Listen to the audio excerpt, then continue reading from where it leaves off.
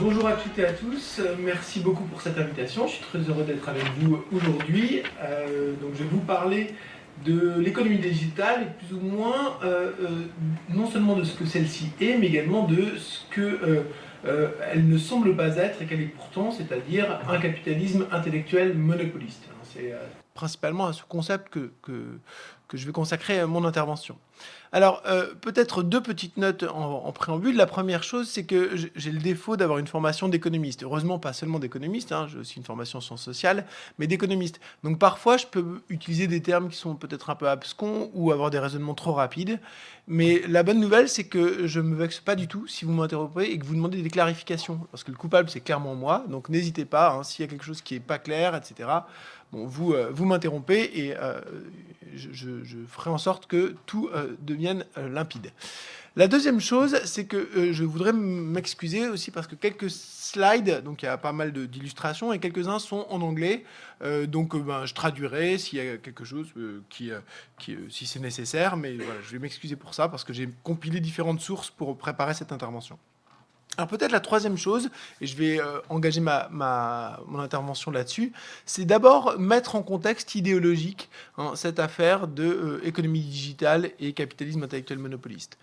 En fait, on vit sous un régime, à mon sens, qu'on pourrait qualifier du régime du consensus de la Silicon Valley. Peut-être que vous avez en tête ce qu'était le consensus keynésien d'après-guerre. Le consensus keynésien d'après-guerre, c'était l'idée d'une époque où par l'investissement, par le plein emploi, on pouvait organiser de manière volontariste la société. Et en particulier, l'État avait un rôle important à jouer avec les partenaires sociaux pour assurer cette prospérité partagée et régulée, si vous voulez, une forme de capitalisme régulé par l'intervention publique. Ça, c'est le consensus d'après-guerre, le consensus keynésien. Ensuite, on a eu l'émergence du néolibéralisme. Et dans les années 80, a émergé un nouveau consensus qu'on a appelé consensus de Washington. Le consensus de Washington, c'est quoi ? C'est l'idée qu'il faut libérer les forces du marché, qu'il y a une inefficacité foncière de l'État et qu'il donc il faut libérer les forces du marché. Et ce consensus de Washington, c'est caractérisé par trois types de mesures principalement. Un premier genre de mesures, c'est des mesures de stabilisation budgétaire. Il faut l'austérité, il faut des finances publiques saines. Donc, alors qu'à l'époque keynésienne, il fallait du déficit public pour dynamiser les économies. Maintenant, l'argument est qu'il faut des finances publiques saines. Le deuxième argument est qu'il faut laisser davantage jouer le marché, c'est-à-dire libéraliser les économies. À la fois les libéraliser du point de vue externe, il faut faire en sorte que le commerce soit libre, que l'investissement soit libre, etc.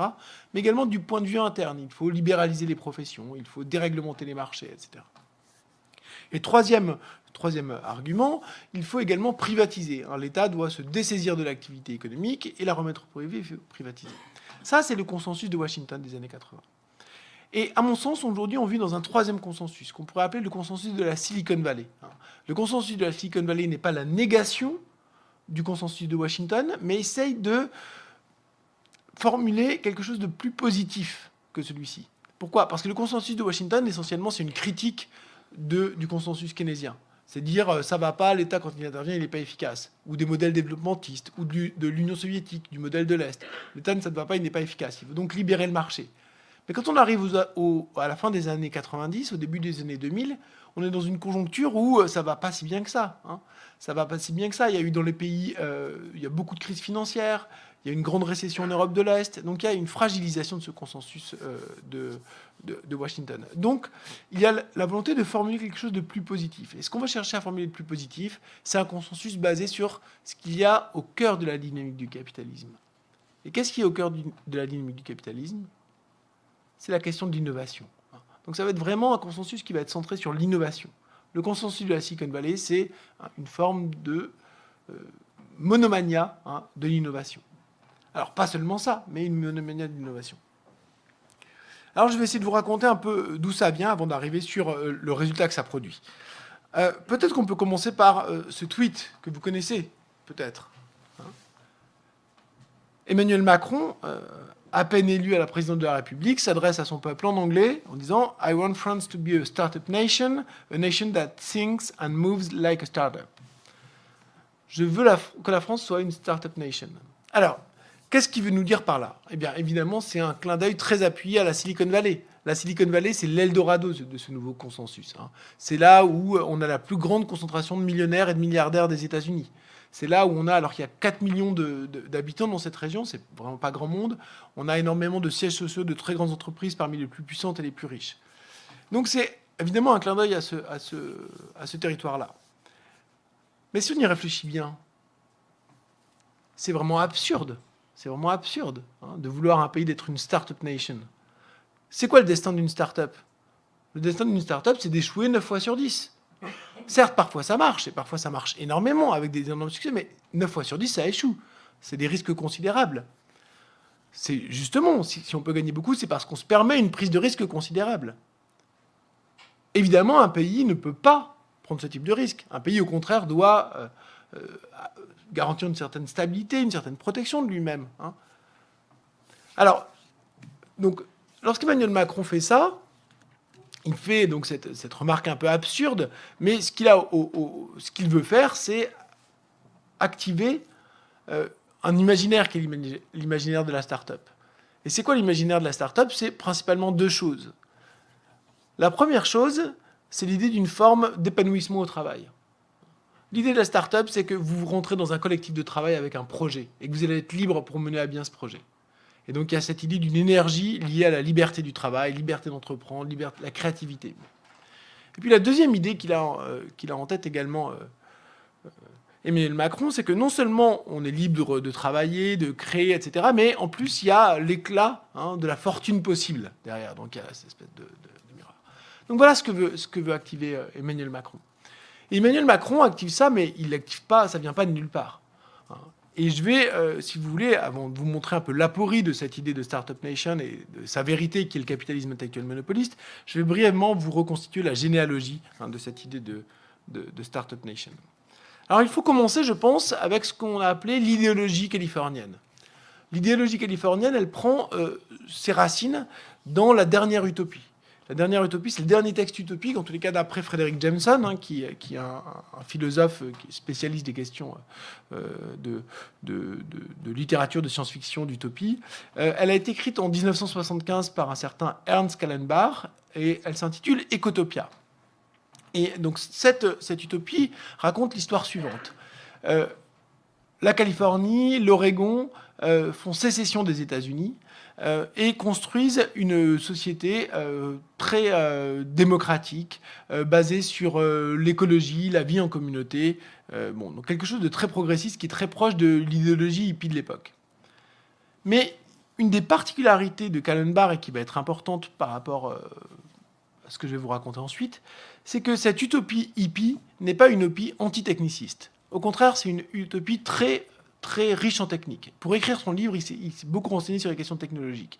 Et en particulier, il y a beaucoup de technologies dans le domaine de l'environnement. Il y a toute une série de réflexions sur l'énergie, l'efficacité énergétique, etc., qui est très présente. Puis une autre dimension technologique qui est sur l'armement. Parce que paradoxalement, cette utopie, elle a comme condition de survie des armes extrêmement sophistiquées pour tenir vis-à-vis du reste des États-Unis, puisque c'est une sécession des États-Unis. Donc il se préoccupe beaucoup de cette question-là. Bon, je ne vais pas détailler cette histoire-là, mais ça nous permet de souligner une première idée. Qu'est-ce qu'il y a dans cette utopie-là? Il y a une fascination technologique et une idéologie hippie qui est libertarienne, très entre libertaire et libertarienne, c'est-à-dire refus de toute forme d'autorité et promotion de l'auto-organisation. Alors il y a un deuxième personnage qui nous rapproche un peu de cette histoire-là, c'est Stewart Brand. Donc là, vous le voyez en 1971, une photo prise dans le magazine Rolling Stone. Et c'est vraiment quelqu'un d'extraordinaire, ce Stewart Brand. Il a fait énormément de choses. Il a participé, par exemple, en 1967, à ce qu'on a appelé la mère de toutes les démos. C'est quoi la mère de toutes les démos? C'est une démonstration qui a eu lieu à San Francisco et qui était reliée par câble télématique à l'université de Stanford, à quelques dizaines de kilomètres de là, au cours de laquelle on a présenté tous les éléments, toutes les pièces qui allaient constituer le micro-ordinateur. La souris, les fenêtres, les menus contextuels, toutes ces choses-là ont été conceptualisées et présentées. Il faisait partie de l'équipe qui a fait ça. Cette même personne a mené une grande campagne dans les années 60 pour que la NASA publie les photos de la Lune. parce qu'il y a les premières photos de la Lune qui étaient disponibles, donc elles n'étaient pas rendues publiques, et il a mené une campagne pour qu'elles soient rendues publiques, avec comme idée que si on voyait la Terre entière, Whole Earth, il y aurait une prise de conscience écologique. Et donc il a mené cette campagne, une campagne qui a été victorieuse. Et puis à la suite de ça, il a aussi monté un Whole Earth Project, donc un projet de cette Terre entière, qui était en fait un projet très dans l'esprit de l'époque, l'esprit du do-it-yourself. Il a fait une tournée de toutes les communautés aux États-Unis, et puis il prenait dans ces communautés toutes les idées, tous les objets, et il en faisait un catalogue et de vente par correspondance, qui était un peu l'esprit du do-it-yourself de l'époque. Bon, et ce monsieur Brown, on le retrouve aussi dans les années 80, dans les premiers forums Internet, qui existent dès 1985 dans des toutes petites communautés. Et puis dès 1990, il va monter une forme de boîte de conseil qui s'appelle le Global Business, et depuis, il continue à faire ça. Alors, pourquoi, évidemment, vous commencez à sentir là où je veux en venir. Je vous parle de quelqu'un qui était au cœur de ce qu'il y avait de plus fort dans la créativité hippie dans les années 60-70 en Californie, et qui, au tournant des années 90, se retrouve connecté, notamment à travers la revue Wired, à ce monde qui va être le capitalisme numérique qui est en train de se former, dont on voit les premiers rudiments. Et qu'est-ce qu'il mêle, qu'est-ce qu'il incarne, cette personne? Eh bien, c'est un mélange de contre-culture. Il a aussi participé, par exemple, à des prises collectives d'acide. Donc, il y avait des grands événements qu'il organisait où les gens prenaient des acides. Donc, il y a toutes ces choses-là assez radicales du point de vue de la contre-culture. Et en même temps, une adhésion au principe du libre marché et des entrepreneurs. C'est technophilie, plus anti-autoritarisme, plus pro-marché. Si vous voulez, c'est ces trois ingrédients qui constituent ce qu'on pourrait qualifié d'idéologie californienne. Bon, mais là, on est encore dans des personnages. Et ce que je vais vous raconter maintenant, c'est le moment où on bascule dans des institutions, dans de la doctrine, dans des politiques. Et un moment important pour ça, ça va être un document qui va être réalisé par un think tank et qui s'intitule Carta Magna pour the Knowledge Age. Donc la carte, une forme de feuille de route, si vous voulez, pour l'âge de la connaissance. Alors ça, ce document va être réalisé dans le cadre d'une fondation qui s'appelle la Progress and Freedom Foundation, en 1993, par une série d'auteurs qui sont à moitié dans le business et à moitié des prophètes un peu de la technologie. Donc, je ne vais pas vous donner tous les noms, mais peut-être qu'on peut en mentionner un, Alvin Toffler, qui depuis les années 80 annonce l'émergence de l'ère de l'information. Bon. Alors, leur idée est la suivante. Leur idée, c'est que c'en est fini de la matière. Ce qui va se former, c'est un nouvel âge qui est caractérisé par l'abondance de l'information et l'information comme élément central de l'organisation de l'économie. Mais ce qui nous intéresse particulièrement, c'est que donc ils annoncent ce nouvel âge, mais ils disent qu'il va donc falloir faire émerger une nouvelle doctrine pour ce nouvel âge. Et cette nouvelle doctrine pour ce nouvel âge, elle est en fait quelque chose d'extrêmement conservateur. Et ils font une alliance avec les politiciens conservateurs pour définir cette doctrine. Et quel est le contenu conservateur de cette doctrine-là? Eh bien, c'est les choses suivantes. Premier élément, il y a l'idée qu'on va pouvoir avoir un marché beaucoup plus dispersé. Un marché beaucoup plus dispersé, pourquoi? Parce qu'on va pouvoir échanger des informations très facilement et donc pouvoir rentrer en contact avec beaucoup plus de monde. Il y a beaucoup plus d'opportunités d'avoir des transactions qu'auparavant. Auparavant, on était enserré dans des petits marchés parce que les coûts de transaction étaient importants. Pour parler comme les économistes, les coûts de transaction, c'est ce que ça coûte de faire un échange. Eh bien, cette abondance d'informations, cette facilité à échanger des informations implique une chute des coûts de transaction et donc la possibilité d'élargir le marché. Et oui, ça a eu lieu d'une certaine façon. Et une des manifestations de cette dispersion des transactions marchandes, c'est les sites comme eBay ou peut-être Le Bon Coin qui font qu'effectivement, il y a un marché de la seconde hand qui est plus important, des biens d'occasion qui est plus important aujourd'hui. C'est plus facile que les petites annonces auparavant pour avoir des... Ça a existé. Donc ils insistent beaucoup là-dessus. Mais eux, ce qu'ils disent, c'est que grâce à ça, on va voir émerger un capitalisme d'entrepreneurs, de petits entrepreneurs. C'en est fini des grandes organisations, c'en est fini de l'État. Ils pronostiquent même dans ce document une division par 2 de la taille des États. Les États vont être amenés à disparaître. Mais pour que tout ça ait lieu, l'État doit néanmoins jouer un rôle important. Et le rôle que doit jouer l'État, c'est celui que lui prescrit Ayn Rand. Est-ce que vous connaissez Ayn Rand? Est-ce que vous avez entendu parler d'elle? Donc, Ayn Rand, c'est une personne qui est très connue aux États-Unis, beaucoup moins en Europe. Hein, ses livres sont régulièrement classés comme parmi les livres les plus influents aux États-Unis après la Bible. Hein, donc, c'est vraiment une institution majeure. Beaucoup d'entrepreneurs de la Silicon Valley y sont très attachés, nomment leurs chiens, leurs fils, utilisent les pochettes de ces livres pour leurs avatars sur les réseaux sociaux, etc. Donc c'est vraiment quelqu'un qui est très important dans ces milieux-là. Dans les milieux politiques aussi. Hein. Par exemple, l'ancien président de la Réserve fédérale américaine, Alan Greenspan, était un ami proche d'Ayn Rand. Bon. Ayn Rand est porteuse d'une idéologie, si vous voulez, libertaire extrême.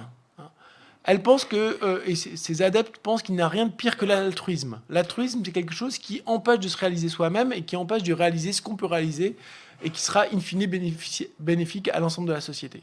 Donc c'est vraiment une forme d'individualisme radical. Donc elle est contre toute forme d'intervention de l'État en termes d'aide sociale, par exemple. Alors l'ironie de l'histoire, c'est qu'elle va mourir à 82 ans, elle bénéficiera elle-même de l'aide sociale puisqu'elle n'aura plus assez de revenus. Mais bon, au moment où elle écrit, elle fait sa doctrine, elle ne le savait pas. Et une des choses que défend Ayn Rand, c'est un rôle de l'État donc très réduit, mais pas faible. Un rôle de l'État très fort et focalisé sur la défense de la propriété. C'est vraiment l'idéologie propriétaire. Et donc je vous ai mis cette citation-là parce que elle dit la chose suivante. Donc là, elle écrit bien avant la Carta Magna dont je suis en train de vous parler, mais ce passage est cité par les auteurs de la Carta Magna. Eux, ils écrivent en 93 et ce texte-là, il date de 64. Et qu'est-ce qu'elle dit? Elle dit la responsabilité principale de l'État, c'est de définir les droits individuels sur une sphère d'activité donnée. Mais les définir, attention, ce n'est pas les créer, hein, ce n'est pas les inventer, ce n'est pas les accorder. C'est simplement les identifier, les constater, les observer et faire en sorte qu'ils soient vraiment défendus. Ce qu'elle a en tête, et ce qu'ont en tête les auteurs de la Carta Magna, c'est la chose suivante. C'est les pionniers américains. Vous êtes le premier arrivé sur la Terre, vous la défendez, ben l'État arrive après, il dit « oui, c'est à vous, et maintenant je vais vous garantir ce droit-là ». Eh bien, ce que défendent les auteurs de la Carta Magna, c'est que ça doit être la même chose sur Internet. Internet est une nouvelle terre, et sur cette nouvelle terre, les pionniers, on doit leur garantir à tout prix la propriété. Donc c'est une défense de la propriété, des droits de propriété intellectuelle. C'est le moment aussi où se durcit la bataille pour les droits de propriété intellectuelle. Hein, qui, dans les années 90, c'est quelque chose qui devient très, très, très important. Et donc il donne comme principale tâche au gouvernement américain de dire si vous voulez soutenir ce nouvel âge de la connaissance, ce nouvel âge de l'information, ce que doit faire l'État, c'est pas avoir une politique industrielle, soutenir... non, ce que doit faire l'État, c'est une seule chose, hein, c'est défendre les droits de propriété intellectuelle dans le cyberspace. C'est ça la principale tâche de l'État.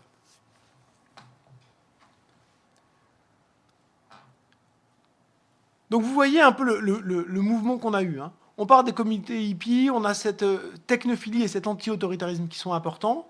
On a des trajectoires emblématiques qui sont des entrepreneurs extraordinaires, hein, à la fois de la contre-culture, mais aussi d'éléments de business, qui finalement font alliance avec les conservateurs, avec les républicains dans les années 90, et arrivent à un consensus transpartisan qui va se cristalliser sous le second mandat de Bill Clinton, qui est celui d'une économie de la connaissance, qui se définit principalement par le libre jeu de la concurrence, avec un durcissement des droits de propriété intellectuelle.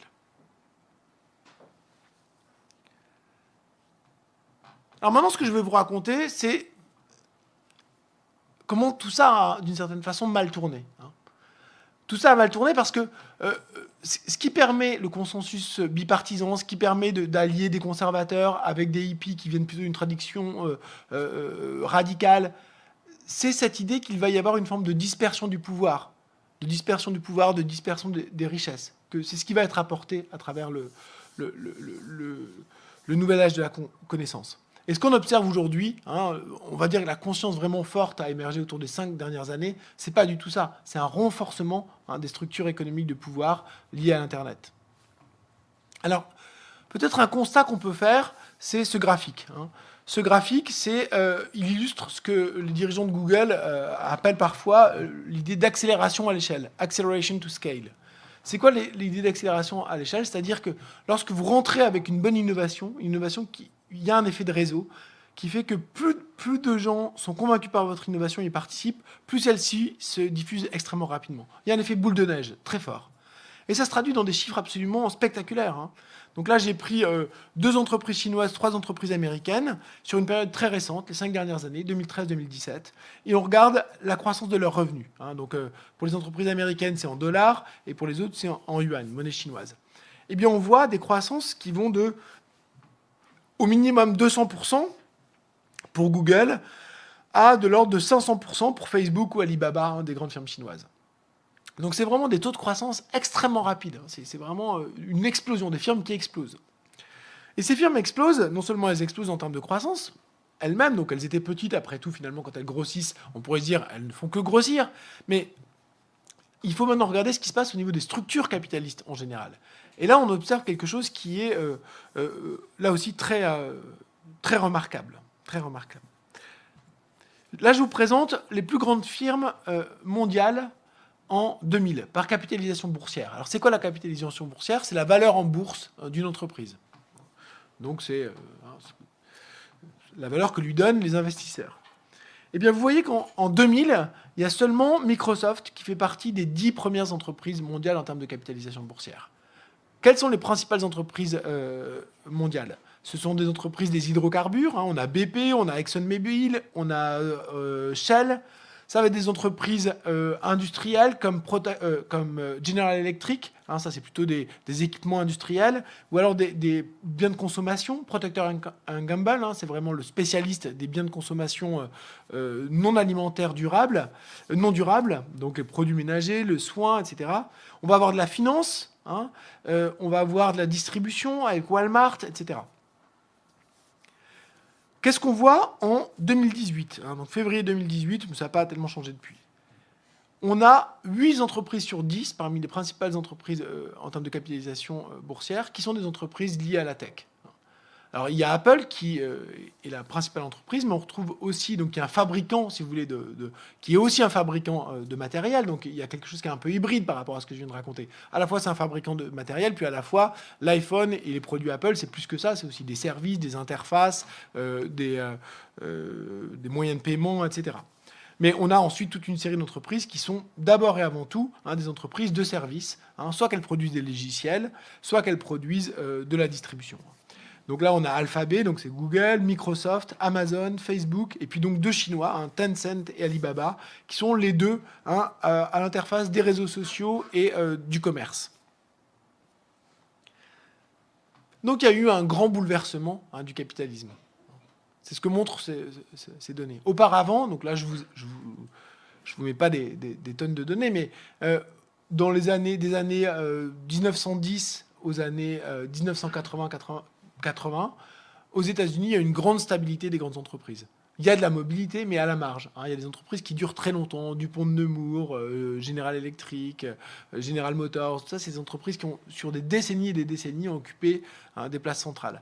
Là, en l'espace d'une dizaine d'années, on a eu un chamboulement majeur.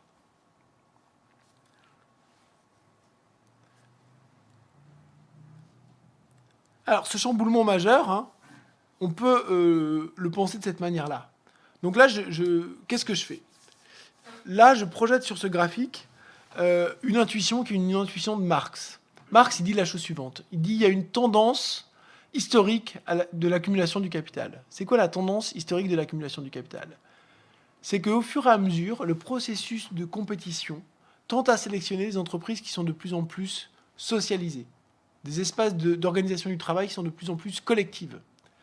Si vous voulez, au début, le mouvement de la naissance du capitalisme, c'est quoi? C'est l'expropriation des producteurs.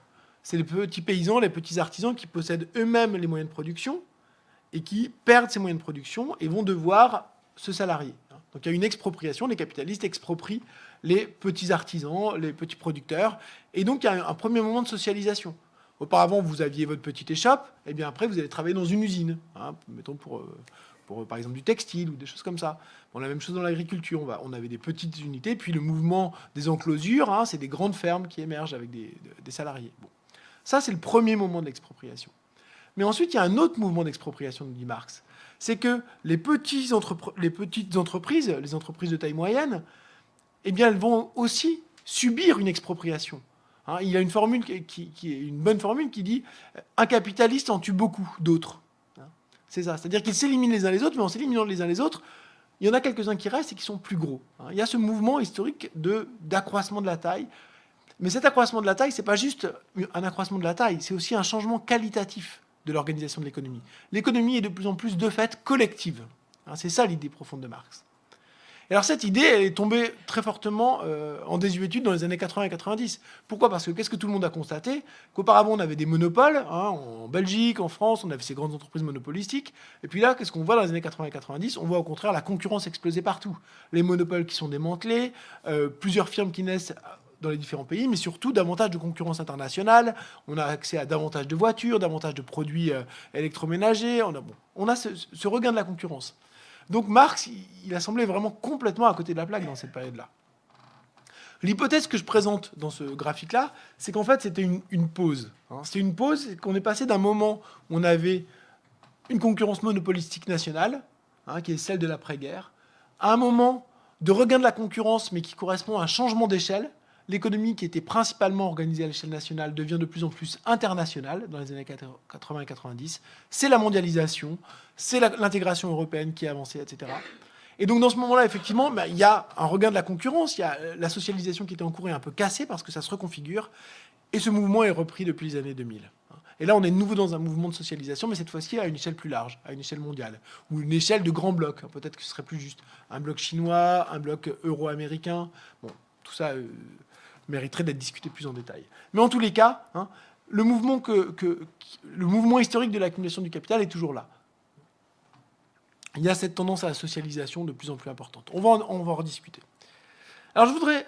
donc ça, vous voyez, c'est intéressant parce que par rapport à ce que je vous ai raconté sur la Silicon Valley tout à l'heure, il y a un sacré paradoxe. Ce que nous racontaient les auteurs de la Carta Magna, c'était quoi ? C'était qu'on allait voir émerger un capitalisme de petits entrepreneurs, de start-up. Là, quand vous avez ça, c'est pas la Startup Nation. C'est les grands monopoles, c'est le retour des monopoles, un nouveau genre de monopole. Mais c'est certainement pas la Startup Nation. La Startup Nation, c'est quelque chose qui a pu exister à un moment dans les années 90. Mais c'est pas le cœur du moment contemporain. Un autre paradoxe, il y en a beaucoup, je vais vous en donner deux. Le premier paradoxe, c'est le retour des monopoles contre les startups. Un autre paradoxe, c'est qu'on a beaucoup d'innovations. Et la preuve de cette innovation, c'est le grand chamboulement des structures productives dont je vous ai parlé. Il y a d'autres preuves de ça. Il y a plus de brevets, des brevets de meilleure qualité, d'après ce que mesurent les économistes. Et pourtant, la croissance économique, ça ne va pas très bien. Il y a une tendance au déclin de la croissance économique décennie après décennie. Et en particulier, depuis la crise, il y a des débats sur l'idée qu'on serait dans une forme de stagnation séculaire. Il n'y a pas eu de reprise forte après la crise de 2008. Les politiques monétaires sont extrêmement puissantes, extrêmement accommodantes, comme jamais on a vu dans l'histoire. Et malgré ces politiques monétaires extrêmement puissantes qui n'arrivent pas à se normaliser, il n'y a pas de reprise forte de la croissance économique, nulle part. Donc là, il y a un sacré paradoxe. C'est le problème de Philippe Aghion. Peut-être que vous connaissez Philippe Aghion. Philippe Aghion, c'est un économiste, il est professeur à Harvard, mais aussi au Collège de France.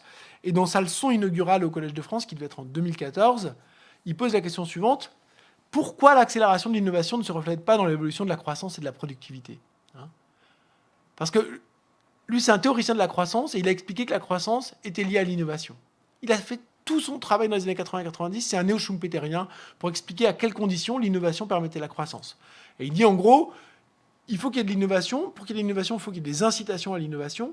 Pour qu'il y ait des incitations à l'innovation, qu'est-ce qu'il faut ? Il faut qu'il y ait des droits de propriété intellectuelle. Il faut qu'on protège les innovateurs. Et patatras, pour Philippe Aghion, ça ne marche pas. Et il est vraiment très embêté. Dans sa leçon au Collège de France, il dit en fait, ça doit être un problème de mesure. En fait, il doit y avoir vraiment de la productivité, il doit y avoir plus de croissance, mais on la mesure mal. Donc il va consacrer 2 années avec des collègues à faire des travaux, et il montre qu'effectivement, on peut dire qu'on la mesure mal. Il donne une nouvelle mesure. Mais le problème, c'est qu'ils ont la même tendance. Alors c'est bien, la productivité est plus élevée, mais elle baisse quand même. Ouais, alors là, c'est le grand n'importe quoi maintenant. Donc il ouvre plein d'hypothèses. Une des hypothèses, c'est que c'est de la faute à la politique monétaire. Bon, mais enfin, vous voyez, là, on s'éloigne vraiment sérieusement du sujet. Donc là, il y a une vraie contradiction dans l'idéologie de la Silicon Valley. C'est que l'innovation, elle n'apporte pas un capitalisme dynamique. Le capitalisme, il est au contraire, il est en perte de dynamique aujourd'hui. Alors, une de mes hypothèses, celle que je vais vous discuter maintenant dans le reste de cette communication, c'est l'idée que ce qui est en cause, c'est la monopolisation intellectuelle. Alors la monopolisation intellectuelle, moi j'ai commencé à la penser dans un cadre qui est bien particulier, c'est le cadre des chaînes globales de valeur. Les chaînes globales de valeur, c'est la mondialisation. La mondialisation, c'est non seulement davantage de commerce, davantage d'investissements internationaux, davantage de flux financiers internationaux, mais c'est peut-être et surtout davantage de fragmentation des processus productifs. Auparavant, les objets, ils étaient... prenons une automobile, elle était essentiellement produite par une entreprise avec éventuellement un premier réseau de sous-traitants autour d'elle, mais quelque chose d'assez limité et souvent très localisé. C'est plus du tout le cas aujourd'hui. Aujourd'hui, on a des réseaux de sous-traitants qui sont extrêmement complexes, extrêmement allongés. Mais ça concerne beaucoup de produits. Ça vaut pour l'automobile, ça vaut pour le high-tech, ça vaut également pour les vêtements, ça vaut pour les produits alimentaires, etc. Il y a bien peu de produits aujourd'hui qui n'ont pas circulé, qui n'ont pas des composants qui viennent de dizaines de pays avant d'arriver à leur usage final. Alors, d'où ça vient cette histoire de fragmentation des processus productifs ? Ça vient de plusieurs choses. Une des premières raisons, c'est que, tout simplement, la libéralisation du commerce. C'est plus facile d'échanger de manière internationale, donc ça devient plus avantageux d'aller chercher des sous-traitants éventuellement moins chers ailleurs. La deuxième raison, qui est très liée à ça, c'est le grand changement politique des années 90. La fin de l'Union soviétique, l'ouverture de la Chine. On a parlé de grand doublement de la main-d'œuvre mondiale. La main-d'œuvre à disposition du capital international a doublé.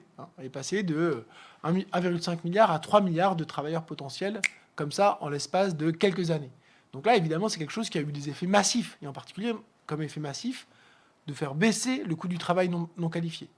Donc c'est tout ce qu'on voit se développer à cette époque-là, ce qu'on appelait les zones économiques spéciales, par exemple. Les maquiladoras au Mexique, mais il y en a aussi en Chine des zones économiques spéciales, il y en a eu à Madagascar, dans beaucoup d'endroits, où les investisseurs internationaux peuvent venir, bénéficient souvent même de subventions ou d'aides pour s'installer, d'infrastructures, etc., et ne payent quasiment aucune taxe. Donc on a ce moment, mais on a également un troisième élément. Le troisième élément, c'est ce que Richard Baldwin, qui est un économiste international, a appelé le second unbundling, c'est-à-dire la seconde dislocation, dislocation, défragmentation. La première, c'est quoi ? La première, c'est ce qui, si vous voulez, fait passer de l'âge industriel à l'âge de mes grands-parents. J'ai des grands-parents qui étaient, donc c'est un peu exceptionnel, qui étaient en retard sur leur temps, si vous voulez. Ils étaient en Auvergne, dans une petite ferme, et qui étaient en fait très largement autosuffisantes. Dans la ferme, il y avait du matériel pour faire des sabots, de maréchal ferrant, il y avait de quoi faire, il y avait une petite forge, il y avait un four à pain, il y avait évidemment donc dans la ferme des vaches, des cochons, des poules. Bon, donc il y avait une quasi-autosuffisance. Une quasi-autosuffisance. C'est-à-dire qu'il n'y avait pas de séparation entre la production et la consommation. Ma mère, elle me disait toujours on n'avait pas d'argent, on n'avait pas d'argent. Mais en fait, ils n'avaient pas d'argent. Pourquoi ? Parce que l'essentiel des besoins était satisfait de manière interne et de manière assez riche. La première fragmentation, c'est celle-là. La première séparation, c'est celle-ci. C'est qu'on sépare la production et la consommation.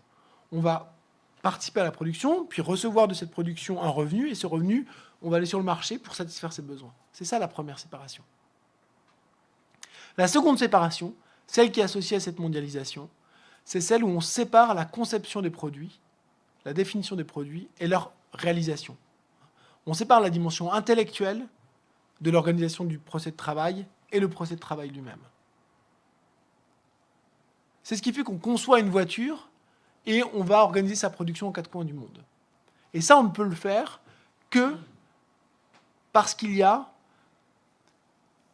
des nouvelles technologies qui permettent de diminuer drastiquement les prix de la communication. On peut envoyer des informations très riches, en temps réel, à un coût quasiment nul. Et ça, c'est quelque chose qui va jouer un rôle extrêmement important dans cette seconde séparation. C'est ce qui permet que des procès de travail très complexes soient dispersés à l'échelle mondiale et qu'ils restent néanmoins cohérents. Comment on fait pour que les composants fabriqués en Indonésie marche bien avec un moteur qui a été construit en Pologne et c'est parce que tout ça a été conçu par des ingénieurs basés en Allemagne et qui vont envoyer des spécifications partout et on a des mécanismes de contrôle et on permet que ça s'intègre. Donc ça, c'est très important, cette idée qu'il y a cette séparation de la dimension intellectuelle, intangible du procès de travail et cette dimension concrète, matérielle. Et qu'on peut faire matcher les deux parce qu'on a des moyens d'information suffisamment puissants pour intégrer. Alors ces deux processus, ce processus de mondialisation qui va mettre la pression sur le travail non qualifié, et donc va inciter à aller chercher du travail pas cher loin, et d'autre part la capacité en même temps à surveiller ce qui se passe, à faire en sorte que ça tienne, c'est ce qui nourrit non seulement la mondialisation, mais aussi ce que j'appelle la monopolisation dans la mondialisation. Et alors je représente ça à travers ce graphique, qui est issu d'un travail fait avec un collègue américain. Donc ce graphique il représente ce qu'on appelle la courbe sourire des chaînes globales de valeur, des chaînes de valeur. Donc ce qui est représenté en bas, sur l'axe horizontal, c'est les différentes étapes dans la production. On a d'un côté la R&D, ensuite le design, les systèmes d'information, la logistique, et puis on a la production elle-même. Et de nouveau, on a de la logistique, des systèmes d'information qui intègrent, puis du marketing, et puis des relations clients. Tout ça, c'est les différentes étapes qui concernent l'essentiel des produits. Et sur l'axe vertical, vous avez la capacité à prendre de la valeur dans ce processus global qui est un produit. Eh bien, la mondialisation, c'est deux mouvements. Le premier mouvement, c'est ce qui a été surtout discuté jusqu'à présent. C'est le mouvement de la compétition globale. C'est la pression mise sur le travail, en particulier le travail peu qualifié. Et donc là, il y a un écrasement des salaires. C'est ce qui est en cause aussi dans les inégalités qu'on connaît dans les pays les plus riches. L'affaiblissement de nos classes ouvrières, c'est ce mouvement-là. Il y a une augmentation de la concurrence internationale sur le travail ouvrier qui se traduit par une pression vers le bas des salaires. Ça, c'est un mouvement très fort.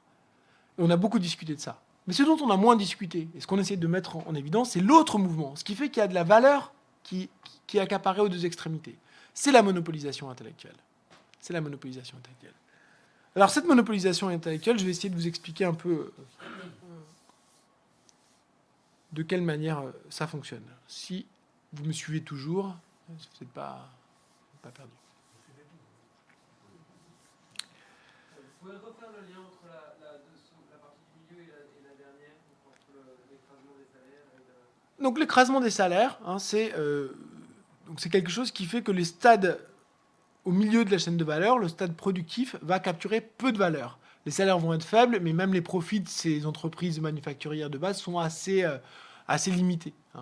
Et ça va être la maquila au Mexique, des zones d'exportation en Chine, etc.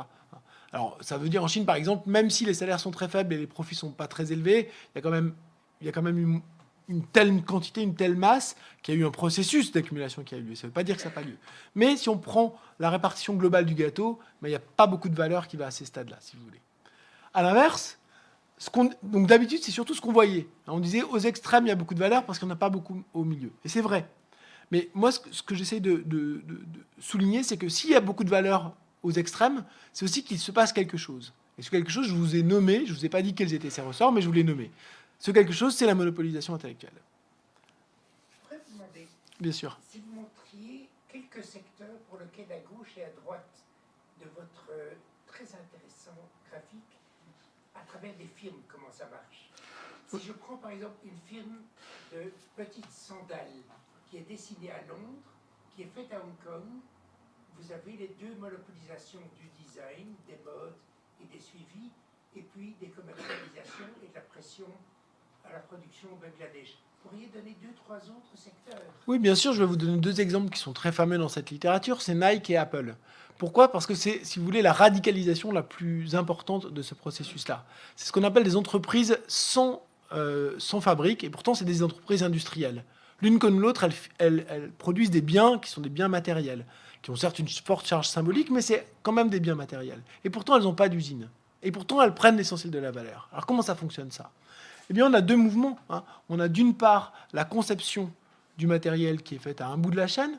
Les chaussures Nike sont dessinées par Nike. Donc il y a tout un processus de création. Les logiciels Apple sont faits par Apple, mais non seulement les logiciels d'Apple sont faits par Apple, mais les matériels d'Apple sont dessinés par Apple. Non seulement les matériels d'Apple sont dessinés par Apple, mais les machines pour fabriquer les matériels Apple sont dessinées par Apple eux-mêmes.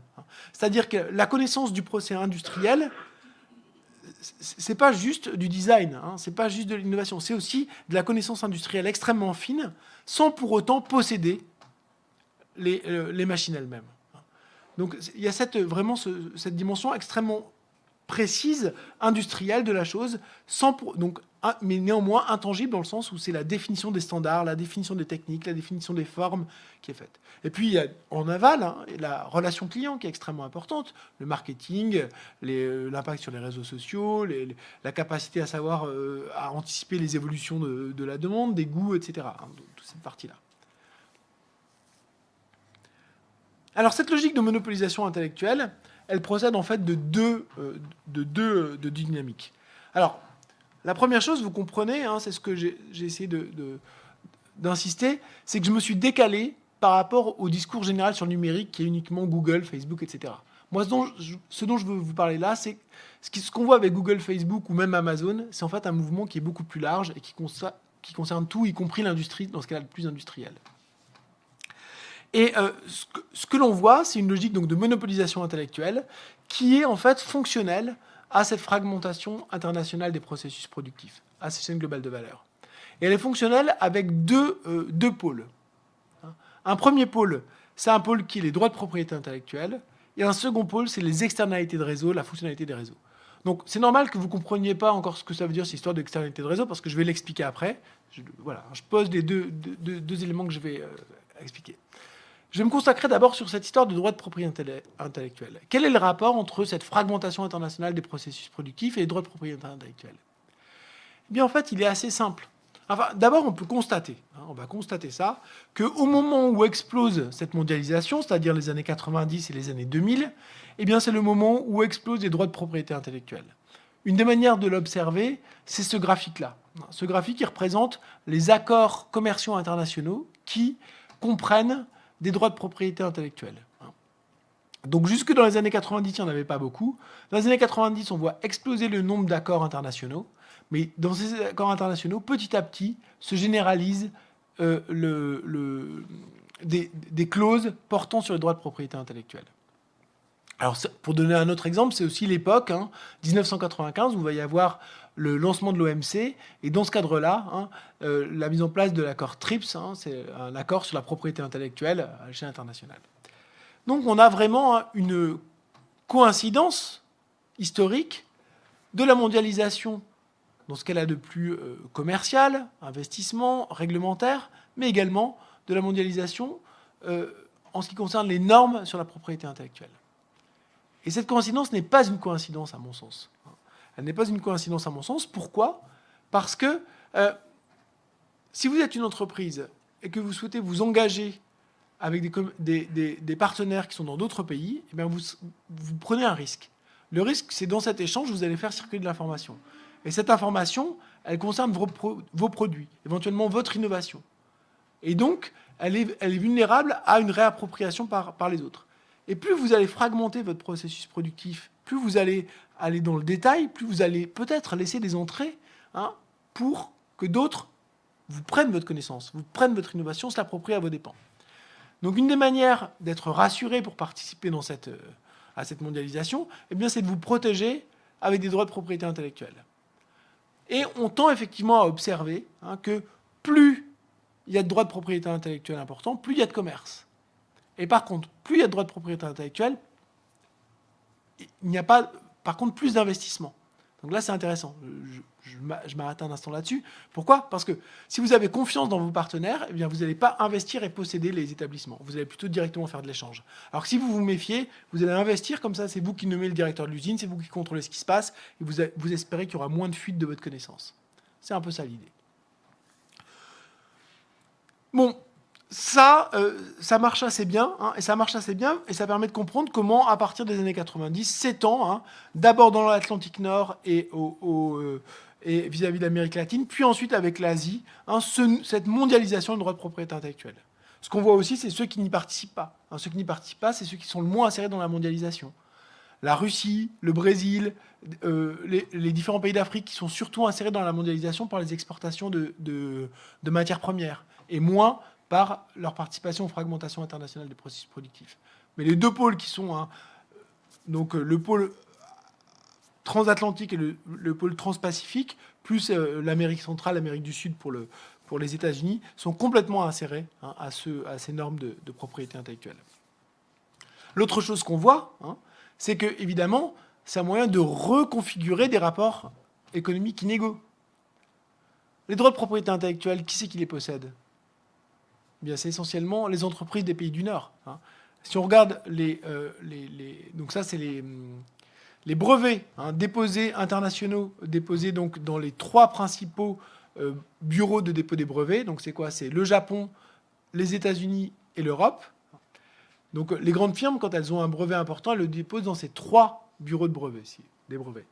Eh bien, on a, au début des années 2000, on a plus du tiers, enfin un tiers des patentes qui va au Japon, aux États-Unis et à l'Europe. Il reste quasiment rien pour le reste du monde. Ça se rééquilibre un tout petit peu dans les années 2010. On voit que la Corée arrive à 5%, la Chine se rattrape très vite, mais reste encore à un niveau relativement négligeable. La propriété intellectuelle est d'abord et avant tout une propriété des pays de la triade, Europe, États-Unis, Japon. Si vous regardez sur les marques, c'est la même chose. Donc ça, c'est un indicateur d'utilisation des marques. Et là, on regarde donc c'est-à-dire l'intensité internationale des marques, c'est-à-dire des marques qui sont utilisées à l'étranger. Eh bien, qu'est-ce qu'on observe ? C'est que, essentiellement, c'est même exclusivement, donc là, il doit y avoir les 15 principaux pays, c'est que des pays du Nord. Il n'y a pas un pays du Sud. Pays européens, États-Unis, Japon, Corée, voilà un peu les différents pays qui sont les principaux dépositaires de marques. Bon, il n'y a pas le Japon, parce que le Japon, ils ont assez peu de marques finalement internationalisées, mais c'est surtout les autres pays européens et États-Unis. Vous voyez aussi le rôle des paradis fiscaux. Le Luxembourg. Voilà. Alors un dernier élément qui est l'avantage économique de ces pays, il se traduit en revenus. Et donc ça, c'est la balance des paiements des différents pays. Donc c'est au niveau macroéconomique. Qu'est-ce qu'on observe ? Bien, c'est que chaque année, il y a aujourd'hui de l'ordre de 300 milliards de dollars qui sont reçus en termes de revenus de la propriété intellectuelle par les pays du Nord et quasiment rien par les pays du Sud. Alors l'essentiel des paiements est entre les pays du Nord, mais il y en a aussi vis-à-vis des pays du Sud et la balance nette est en faveur des pays du Nord. Il n'y a pas de secret. Les revenus de la propriété intellectuelle vont vers les pays du Nord. Et voilà, on voit maintenant les pays, sans surprise, États-Unis, Europe, Japon, il y a seulement 10% des revenus de la propriété intellectuelle qui vont ailleurs. Donc il y a vraiment une domination extrêmement forte des pays du Nord sur la propriété intellectuelle.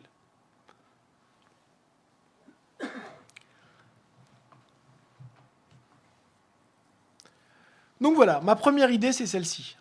C'est il y a monopolisation intellectuelle parce qu'il y a un durcissement des droits de propriété intellectuelle. Et ce durcissement des droits de propriété intellectuelle, il est très directement lié à la mondialisation. Pourquoi ? Parce que si on fragmente les processus productifs, on augmente la circulation des intangibles, donc les opportunités, les idées. On augmente la circulation des idées, tout simplement. Si on fragmente les processus productifs, il faut organiser cette fragmentation. Et cette fragmentation, ce second unbundling, cette seconde séparation, elle implique beaucoup de circulation d'idées. Et du coup, lorsqu'il y a beaucoup de circulation d'idées, eh bien les firmes cherchent à se protéger de ça, et donc elles durcissent les droits de propriété intellectuelle. Donc cette idée, elle est très largement discutée dans la littérature. Elle n'est pas si originale que ça, mais elle est très forte, très juste, et elle conduit à une hypothèse qui est celle qui est formulée par un chercheur, un économiste italien qui s'appelle Ugo Pagano, et qui nous dit la chose suivante. Il dit « On est aujourd'hui dans un capitalisme intellectuel monopoliste », ce que je vous ai dit, et son argument est principalement centré sur les droits de propriété intellectuelle.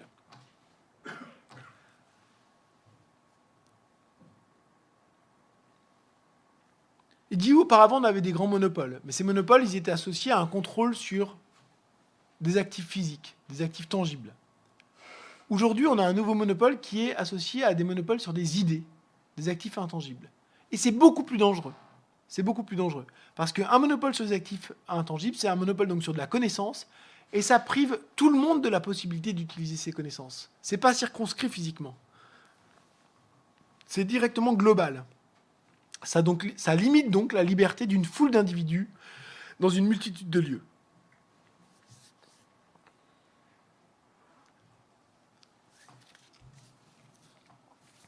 Alors moi je pense que l'argument de Pagano il est très juste. il est très juste et c'est effectivement probablement une des raisons pour lesquelles notre capitalisme est un peu mou, un peu vieillissant. Il y a un enfermement des idées et lorsqu'on enferme les idées, eh bien, on limite les possibilités d'agir et en limitant les possibilités d'agir, eh bien, il y a une perte de dynamisme qui se produit. Mais je pense que cette idée elle est seulement partielle. Il y a une autre logique de monopolisation intellectuelle qui est à l'œuvre, qui n'est pas seulement les droits de propriété intellectuelle, qui est la logique des réseaux, la logique de l'accélération d'échelle dont j'ai parlé au début avec Google, Facebook, avec ces géants du numérique qui explosent. Eh bien, c'est vrai également ailleurs. On va essayer de voir pourquoi. Donc là, il y a une première citation, c'est une citation du PDG de Siemens en 2016, Joseph Kaiser, qui dit la chose suivante. Vous avez intérêt à savoir ce que vous pouvez faire avec vos données et à supprimer des intermédiaires avant qu'on ne vous élimine. La question, ce n'est pas seulement que vos fournisseurs puissent tenter de se passer de vous, vos clients eux-mêmes peuvent essayer de vous contourner parce qu'ils se disent « Maintenant que j'ai les données, pourquoi aurais-je besoin de vous ?» C'est ça le changement de paradigme. Donc l'idée de Kaiser, c'est que ça ne veut pas dire que vous n'aurez pas éventuellement des gens qui vont travailler pour vous, mais c'est que des gens qui vont travailler pour vous et qui en même temps ont des connaissances exclusives, des connaissances dont vous ne pouvez pas vous passer, eh bien vous allez chercher, là il y a une bataille pour essayer de récupérer ces connaissances-là et se les approprier. Et cette bataille, elle est intimement liée aux données. Alors, comment ça marche? Comment c'est possible? On va prendre un autre exemple. C'est le BIM, le Building Information Modeling. C'est un standard qui est développé par Bouygues et par Dassault Systèmes pour intégrer la chaîne de valeur dans la construction. C'est-à-dire depuis les architectes, la conception des projets architecturaux, jusqu'aux utilisateurs finaux. Et là, on a tout le cycle de vie du bâtiment, tous les intermédiaires qui sont intégrés dans un même instrument informatique.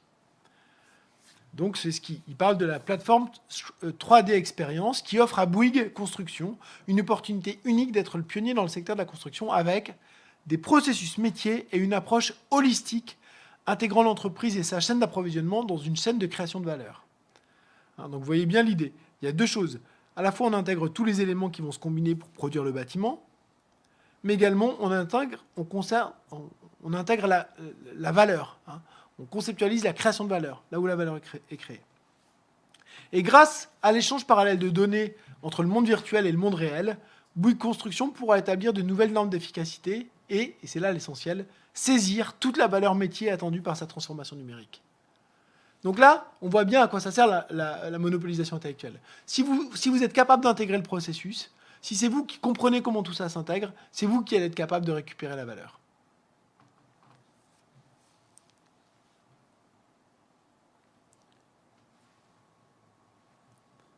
Alors, comment est-ce que vous allez être capable de récupérer la valeur? Eh bien, je vais vous donner encore un troisième exemple qui permettra peut-être de se rapprocher un peu plus de quelque chose de clairement compréhensible.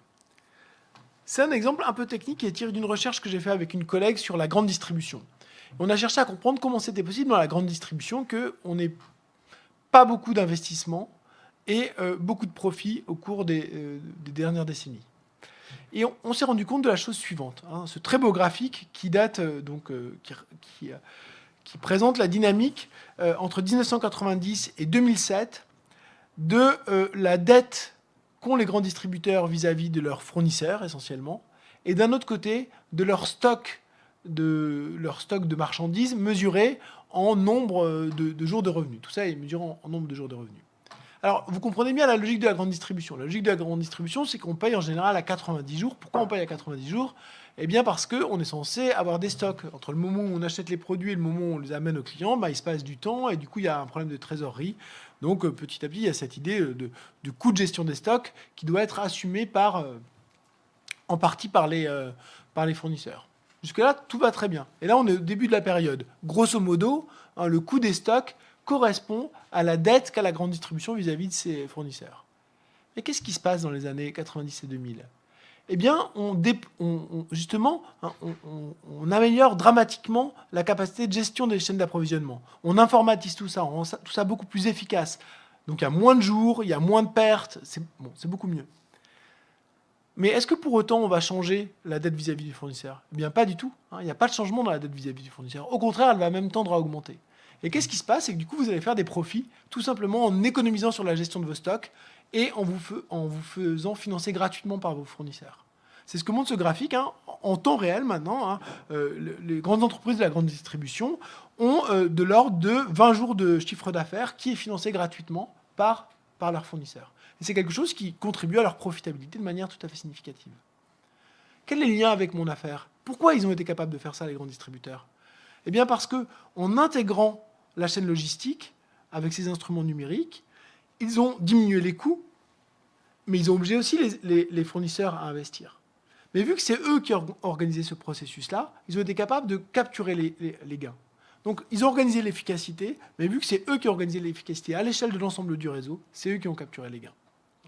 Il y a une forme, si vous voulez, de prime à l'intégrateur. Celui qui intègre, c'est comme un péage. Il contrôle le réseau, et tous ceux qui doivent participer au réseau, ils sont obligés de le faire, ils n'ont pas d'autre choix, sinon ils ne peuvent pas vendre. Mais en participant au réseau, eh bien, ils consentent à laisser à celui qui a intégré l'essentiel des bénéfices de l'intégration.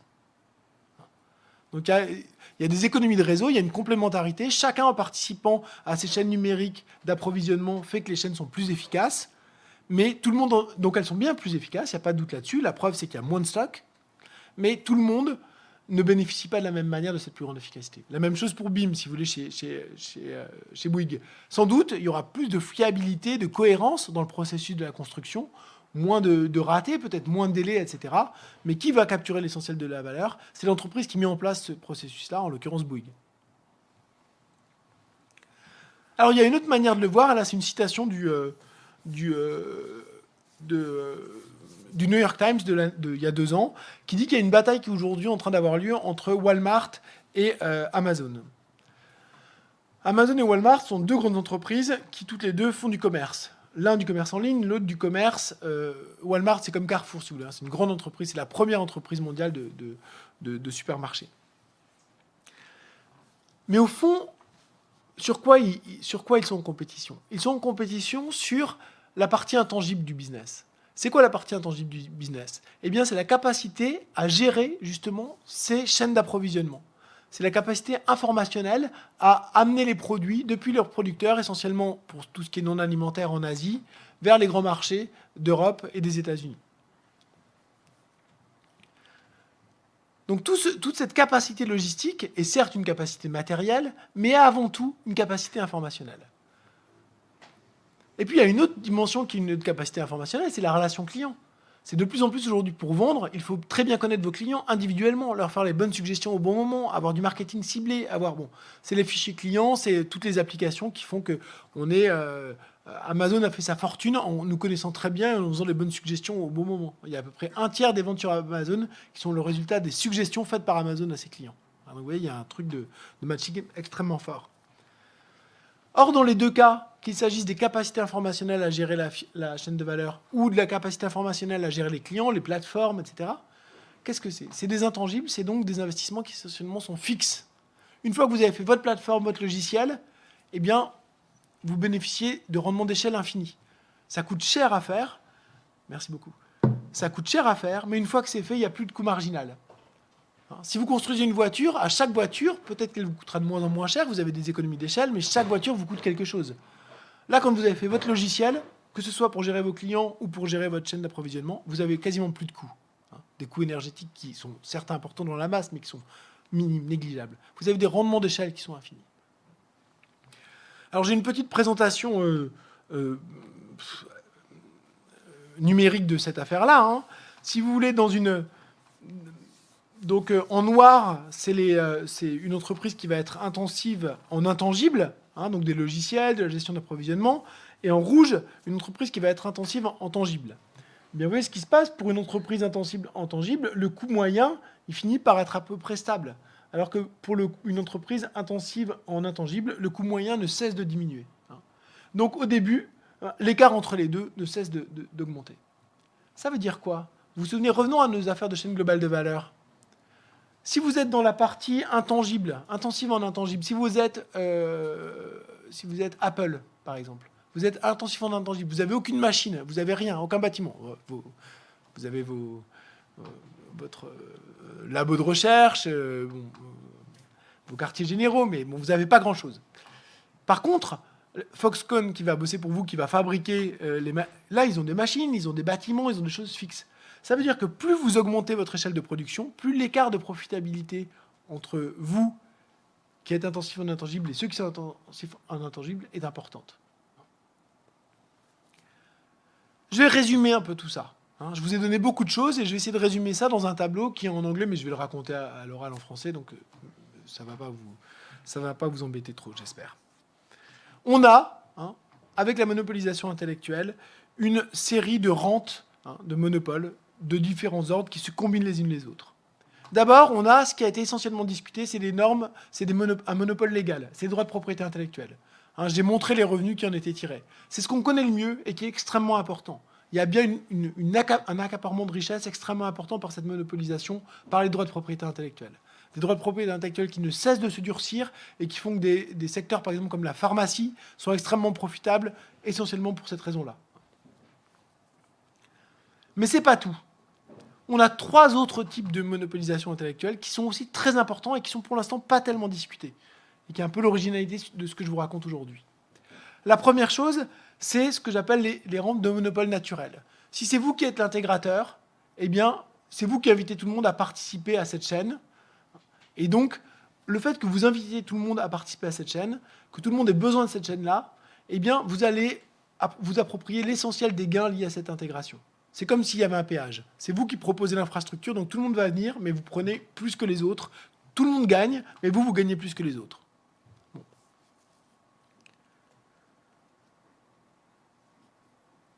Donc typiquement, l'exemple d'Apple, c'est ça. Apple organise tout pour ses fournisseurs. C'est lui qui spécifie très précisément chacun des composants, qui va donner les délais, donc il organise toute cette chose-là. Bien qu'il ne possède rien, il organise ce réseau-là, et en organisant le réseau, il est capable d'imposer une forme de taxe sur les avantages de jouer ensemble, de participer au même jeu. Deuxième argument, c'est l'argument de Siemens sur les données. Faites attention à ce que vous faites aux données. Si vous êtes celui qui intègre, c'est vous qui possédez les systèmes d'information. Si vous possédez les systèmes d'information, c'est vous qui recevez l'essentiel des données. Si vous recevez l'essentiel des données, c'est vous qui avez la matière première de l'innovation, la plus grande quantité de la matière première de l'innovation. Aujourd'hui, l'innovation, elle est en grande partie générée par les données, par l'exploitation des données. Donc il y a toutes les grandes entreprises ont des data scientists qui travaillent avec leur labo de R&D, et les deux échangent ensemble pour voir de quelle manière on peut améliorer les processus. C'est par exemple le cas dans l'industrie lourde, comme Siemens, avec tous les dispositifs de maintenance prédictive. Vous allez mettre sur tous vos équipements industriels des capteurs qui racontent ce qui se passe. Et en regardant ce qui se passe au plus près des processus industriels, vous faites remonter ça à la maison mère qui observe ce qui se passe et est capable d'anticiper sur les pannes. Mais ce faisant, elle apprend beaucoup sur les processus et donc elle est capable d'inventer des nouveaux produits. Elle a un avantage en termes d'innovation. Donc ça, il y a une forme de rente, si vous voulez, d'innovation liée à cette monopolisation intellectuelle. Celui qui possède le système d'information, il connaît les données et donc il va être le plus à même d'anticiper sur les innovations à venir. Troisième type d'avantage, c'est le retour différencié entre tangible et intangible. C'est le dernier graphique que je vous ai montré. Si vous êtes dans le secteur tangible, vous avez des rendements d'échelle, mais qui sont limités. Si vous êtes dans le secteur qui est intensif en intangible, vos rendements d'échelle sont quasiment infinis. Ça coûte très cher au début, mais une fois que c'est fait, c'est sans aucun coût pour monter en échelle. Donc voilà un peu quels sont les ressorts du capitalisme intellectuel monopoliste. C'est une réorganisation d'ampleur. C'est non seulement tout ce qu'on a vu avec tout ce qu'on connaît, Apple, Amazon, les réseaux sociaux, mais c'est quelque chose de beaucoup plus large qui se traduit par ce double mouvement de polarisation aux deux bouts de la chaîne de valeur. Du côté de la conceptualisation et du côté de la relation client, et avec entre les deux, les systèmes d'information qui font le lien et qui permettent à la connaissance de remonter aux deux pôles, et à la valeur de se concentrer aux deux pôles. Alors pour conclure, puisque j'arrive à peu près au bout de mon heure d'intervention, je voudrais évoquer cette idée que, contrairement à ce que nous ont raconté les auteurs de la Carta Magna, contrairement à ce que nous raconte Emmanuel Macron avec son idée de Startup Nation, l'économie numérique n'est pas une économie hautement compétitive. L'économie numérique n'est pas une économie qui favorise l'entrepreneuriat. L'économie numérique est essentiellement une économie de rente.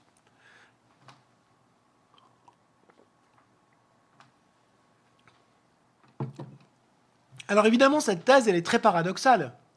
Souvenez-vous, et c'est quelque chose qui nous parle, l'essor d'Internet, c'est bien la diffusion maximale de l'information. c'est bien donc le contraire de la rente, le fait que chacun pourrait jouer avec les mêmes données. En fait, c'est pas ça qui se déroule pour les deux raisons que j'ai évoquées. D'une part, il y a effectivement cette fluidité des intangibles qui est bien là, mais qui est contrecarrée par les droits de propriété intellectuelle. La connaissance serait là pour tout le monde, mais finalement, on n'a pas le droit de l'utiliser. Mais il y a ce deuxième phénomène qui est beaucoup moins discuté, qui est beaucoup plus important, qui en fait, il y a une centralisation qui est liée à la logique même des intangibles. On centralise parce que plus on a de données, plus on est efficace. Et plus on est efficace, plus on va être capable d'anticiper sur les prochains dispositifs. Et plus on anticipe sur les prochains dispositifs, plus on est capable de poser les capteurs là où il faut pour avoir des infos. Et plus on contrôle ces éléments-là, plus on oblige tout le monde à participer avec nous et donc à nous donner des informations qu'on va pouvoir centraliser. C'est la dimension d'accélération à l'échelle appliquée à l'ensemble de l'économie et pas seulement aux réseaux sociaux. Et donc là, il y a une force de monopolisation extrêmement forte.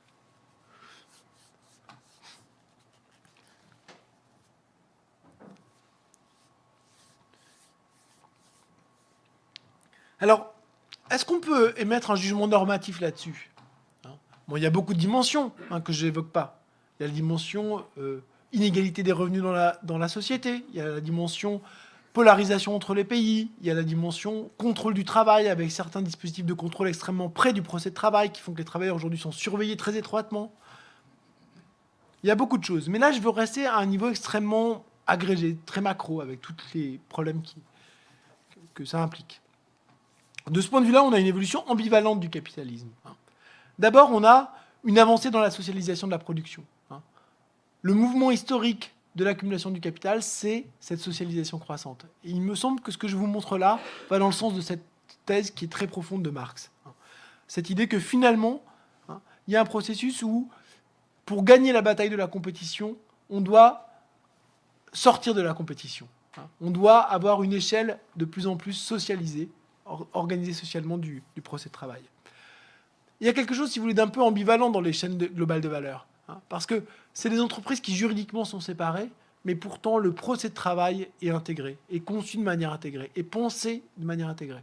Ce n'est pas les prix principalement qui organisent le procès de travail. Les prix, ils organisent la répartition de la valeur.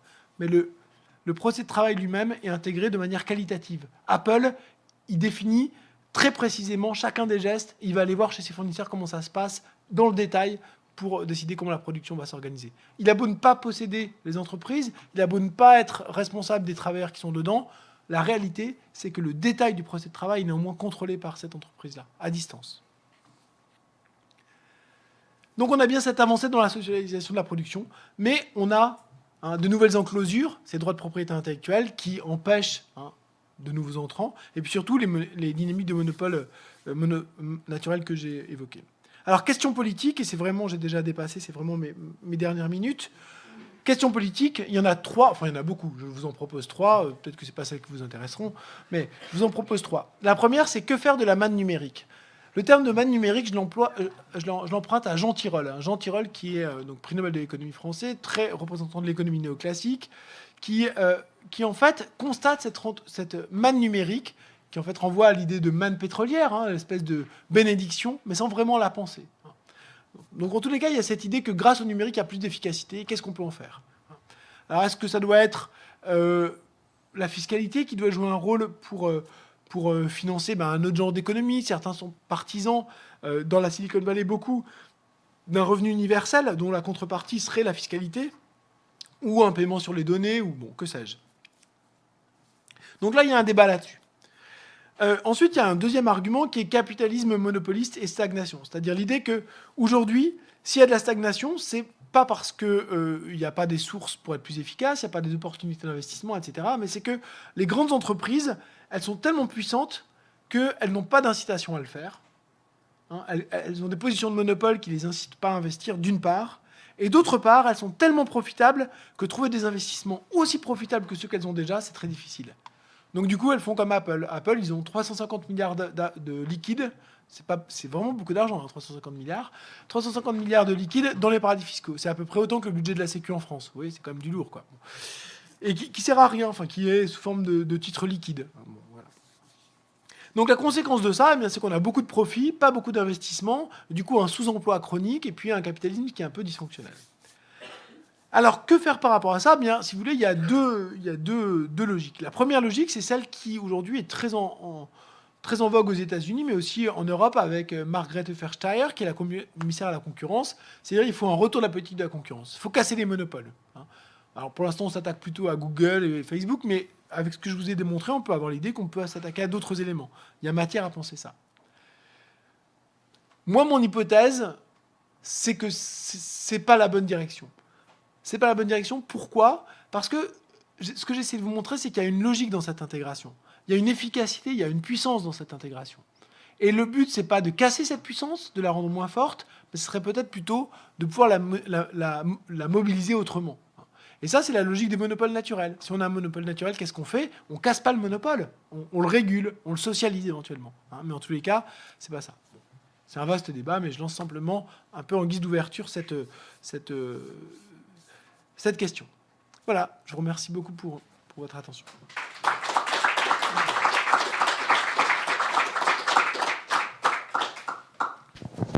Merci beaucoup pour cet exposé qui très didactique sur des choses très complexes. Et je trouve qu'il y a beaucoup d'aspects qui nous intéressent, notamment de cette transposition qu'on attribue toujours aux réseaux sociaux, mais de le replacer dans une dynamique économique beaucoup plus large. Ce monopole de la connaissance, l'impact sur la créativité, ça fait aussi écho à certains discours politiques qu'on a beaucoup entendus à une époque où on disait aux opérateurs culturels qu'il fallait intégrer les modes de fonctionnement des industries créatives et de l'innovation telle qu'elle était pensée là. C'est le moment de vos questions, d'un échange avec notre invité qui a une question, qui veut faire une intervention, une réflexion. Oui, bonjour, merci, c'était vraiment super intéressant. Je pourrais vous demander de remettre la courbe en sourire, si vous voulez bien. Parce que vous dites, c'est vraiment très intéressant comme notion, moi je la découvre aujourd'hui, que cette concentration de la connaissance courbe, enfin que l'économie aujourd'hui fonctionne sur cette concentration de la connaissance, mais il y a un élément dans la courbe qui est aussi très intéressant, c'est deux parties qui sont la logistique. Oui. Parce que je pense qu'il y a deux éléments. Il y a la connaissance que vous soulignez, et puis, moi j'ai pêché ça chez Jean-Marc Jancovici notamment, c'est aussi l'énergie qu'on utilise. Parce que toute cette fragmentation de la chaîne logistique, d'un point de vue énergétique, elle est énorme. Donc vous avez deux choses en parallèle qui fonctionnent. Et ça, vous ne le soulignez pas. Je voulais savoir ce que vous en pensiez. Parce que tout ça est lié au réchauffement climatique, etc. Parce que si on a une diminution de sa consommation d'énergie, on a forcément aussi une faiblesse dans ce sourire à l'endroit de la logistique. Ce qui n'est pas personnellement pour me déplaire. Mais voilà. Non, vous avez absolument raison. Hein. Je ne suis pas du tout rentré dans cette discussion-là, mais une des conséquences de cette fragmentation, c'est l'allongement des chaînes logistiques. Et l'allongement des chaînes logistiques, c'est donc effectivement des dépenses énergétiques très importantes. Ce qu'il faut bien voir, c'est qu'on a un double mouvement. Dans les 30 dernières années, on a un mouvement d'augmentation de l'efficacité énergétique des transports massifs et de la logistique massif.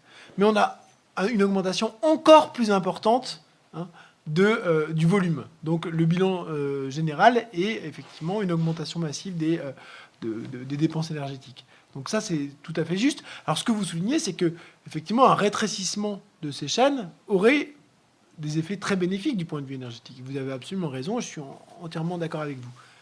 Mais il n'y a peut-être pas que ça. Il y a aussi un autre phénomène qui est lié à cette fragmentation. Cette fragmentation, c'est cette idée que finalement, on connaît de moins en moins ce qui se passe à l'autre bout de la chaîne. Avec la fragmentation, c'est un allongement, une forme d'invisibilisation des conditions de production vis-à-vis du point de vue de l'usage. La distanciation entre le consommateur et le producteur est vraiment poussée à l'extrême. Et ça a des effets politiques puissants. On n'est pas conscient de ce qui se passe. On n'est pas conscient de la charge matérielle de la marchandise, de l'effort qui est produit. Si les t-shirts qu'on portait, ils étaient fabriqués dans la banlieue de Bruxelles, eh bien, ils ne seraient sans doute pas fabriqués dans les mêmes conditions qu'ils sont fabriqués aujourd'hui. Parce qu'il y a une proximité qui rapprocherait les normes sociales associées à la production. Donc il y a aussi dans cette distanciation, que je n'ai pas du tout évoquée là, il y a une dimension d'invisibilisation des conditions de production qui est néfaste à bien des aspects.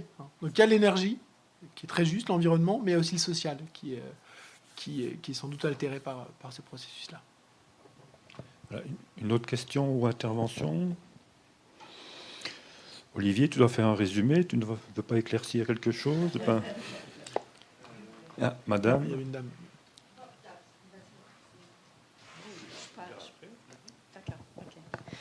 Merci beaucoup, c'était très intéressant. Full disclosure, je viens de la Californie et même de Silicon Valley, mais ça fait 27 ans que je suis en Europe. Donc il y avait quelque chose qui manquait pour moi que je voulais savoir si vous pouvez commenter. La première chose, c'est un peu la différence entre l'Europe et l'Amérique de l'accès aux capitaux, en fait, et comment ça a changé. Parce que moi, je pense qu'il n'y a pas une différence de créativité ou d'innovation de l'Europe ou l'Amérique. C'est d'abord tout à fait une chose d'accès aux capitaux qui a changé beaucoup. Quand on a vu des innovateurs comme Spotify et trucs comme ça. Mais après, ils ne restent pas ici, ils sont achetés là-bas. Donc, on peut voir que l'accès aux capitaux, il a évolutionné beaucoup, mais ça, c'est une chose. Deuxième chose, c'est la culture, en fait, et la culture de la faillite qu'il y a aux États-Unis. Bon, c'est pas grave si on a une faillite, si une société a failli, parce qu'en fait, c'est une chose qu'on apprend, quoi. Et la troisième chose, c'est un peu la mélange de competition ou cooperation. C'est vraiment un élément très fort aux États-Unis maintenant, c'est le coopetition. Donc, voilà, si vous pouvez commenter sur les trois choses. Merci beaucoup. Vous avez raison. Enfin, un des grands débats dans les années 90 et années 2000, c'était le débat sur la diversité des capitalismes. Et à grands traits, il y avait deux modèles. Il y avait le modèle rhénan, le modèle allemand, qui était un modèle coordonné. Et avec l'idée, ce qu'on était capable de faire bien dans ce modèle, c'était des machines-outils très complexes qui mettaient très longtemps à être élaborées. Et on le faisait avec des investissements dans le temps long, des banques qui vous finançaient dans le temps long et des travailleurs qui étaient formés de manière très spécifique dans le temps long. Donc il y avait cette idée de durée et de compétition liée à la qualité sur des biens durables et avec des innovations marginales, incrémentales. À l'inverse, il y avait le modèle états-unien et cette idée justement d'un modèle qui était très basé sur des relations davantage de court terme, davantage de flexibilité et qui permettait des innovations plus radicales. Donc ça, c'était un contraste important et on a beaucoup associé l'innovation dans la Silicon Valley et aux États-Unis en général et le manque d'innovation en Europe, en particulier au marché de capitaux qui était différent, à la place du capital risque, à la fluidité des marchés de capitaux. Ça joue un rôle sans doute. Le développement des capital risques, c'est quelque chose qui effectivement est différent aux États-Unis et en Europe. Mais ce rôle est sans doute moins important qu'on le pense. Et en particulier, des travaux récents sur l'innovation ont insisté sur le rôle du temps long aux États-Unis également, et du temps long dans la construction des innovations. Il y a en particulier Mariana Mazzucato, qui a publié un livre sur le rôle de l'État entrepreneur. Et qu'est-ce qu'elle montre ? Elle montre que si vous prenez l'essentiel des innovations d'Apple, eh bien derrière, vous avez des dépenses du département d'État. Vous avez des dépenses du département d'État, vous avez des dépenses de la défense, vous avez des dépenses des bourses accordées aux universités pour des programmes de recherche, vous avez de la finance publique. Et vous pouvez vraiment prendre tout. Vous prenez le GPS, vous prenez les écrans tactiles, vous prenez toutes ces choses-là. Donc il y a cette idée aussi qu'il y a un autre temps de l'innovation, qui est un temps long, et qui a été peut-être encore plus important aux États-Unis, même s'il était moins raconté, davantage masqué. Et au moment où explose la Silicon Valley dans les années 80, c'est aussi le moment où Reagan lance son programme de guerre des étoiles. Et lorsqu'il lance son programme de guerre des étoiles, il y a des financements massifs qui interviennent pour toute une série d'entreprises dans la région et qui vont se répercuter ailleurs. Finalement, ce ne sera pas les programmes d'armement qui vont être in fine l'utilisation la plus importante, mais les programmes de recherche vont être financés dans ce cadre-là initialement. Donc voilà, c'est pour nuancer. Il y a un rôle important, mais je voudrais nuancer un petit peu avec cette idée-là. Sur l'idée de co-opetition, j'ai rien de très original à dire. C'est effectivement toute l'économie des clusters, l'idée qu'on peut être sur un même territoire, être à la fois en concurrence et en même temps avoir des projets partiels qui sont partagés, qui permettent d'avancer, de jouer. Vous avez tout à fait raison. Il y a une fluidité dans la circulation des connaissances à l'échelle du territoire, en particulier dans la Silicon Valley, qui a beaucoup fasciné les chercheurs, parce qu'effectivement, c'était très impressionnant.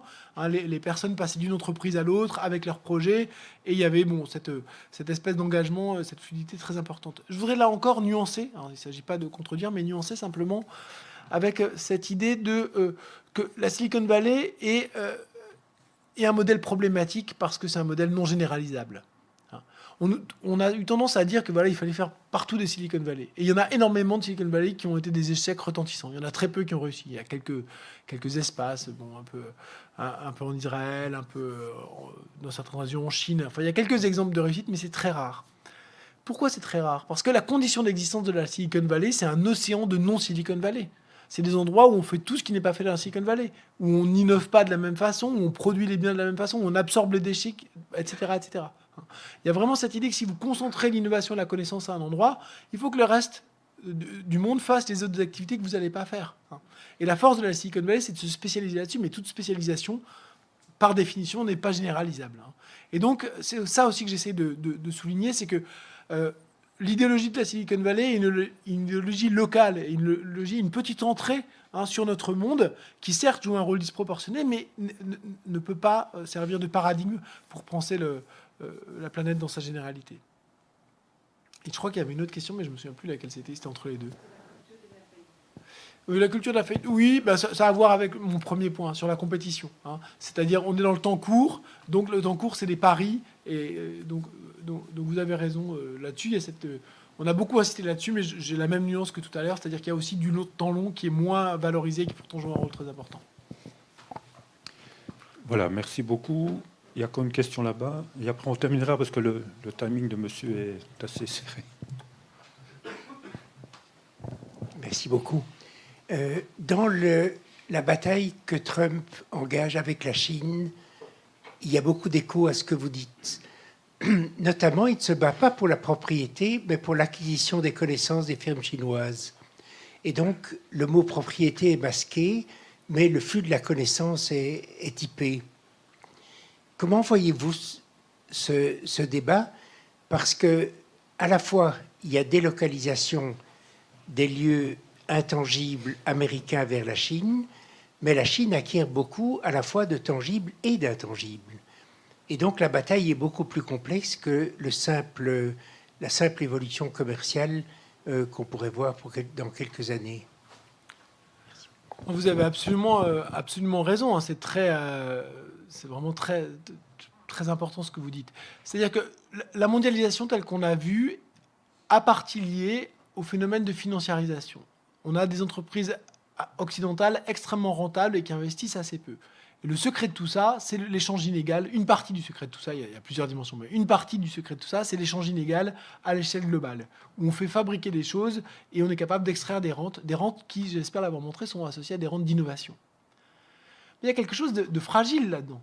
Il y a quelque chose de fragile là-dedans. On a beau essayer de bloquer au maximum par la propriété intellectuelle les fuites, la connaissance finit par se glisser. Et un pays comme la Chine, aussi organisé, avec des institutions qui pensent très stratégiquement, a été capable de monter une grande partie de l'échelle de la connaissance et de s'approprier cette connaissance-là.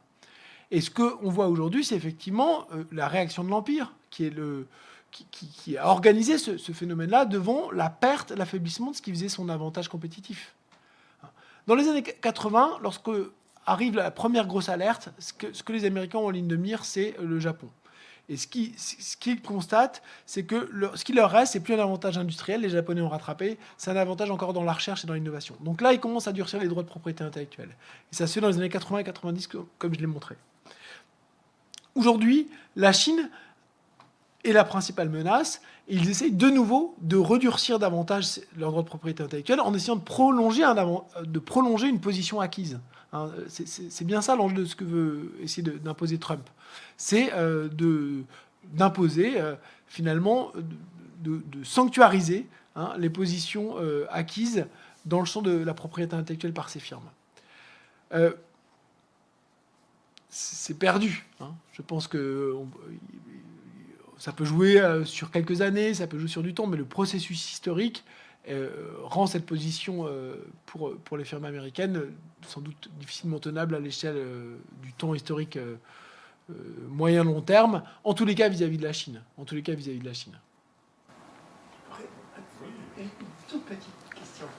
C'est intéressant ce que vous dites, parce que, en fait, l'électorat qui a élu Trump est dans la position contraire et à se battre sur le tangible.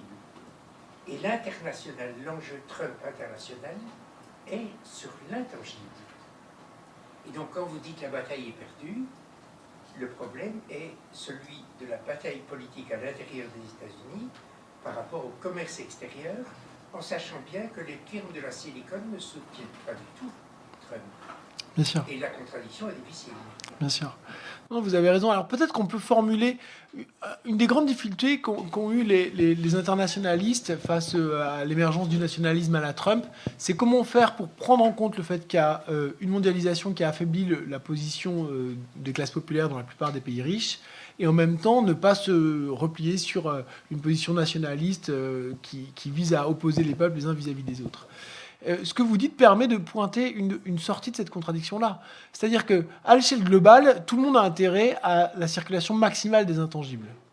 La circulation maximale des intangibles, c'est la fin de ces concentrations extrêmes de richesse. Et en même temps, on peut avoir un deal international où on relâcherait la propriété intellectuelle en échange d'un durcissement des normes sociales et environnementales. Et là, il y a la base de quelque chose de coopératif. On met en partage la connaissance et on va vers le haut en termes de protection de ce qui est directement lié au tangible. Donc ça fait un peu écho à votre... Mais ce n'est pas ce qui, malheureusement, est pour l'instant principalement débattu. Voilà, merci beaucoup. On va conclure ici. Monsieur Durand, je vous remercie beaucoup. Je vous remercie beaucoup.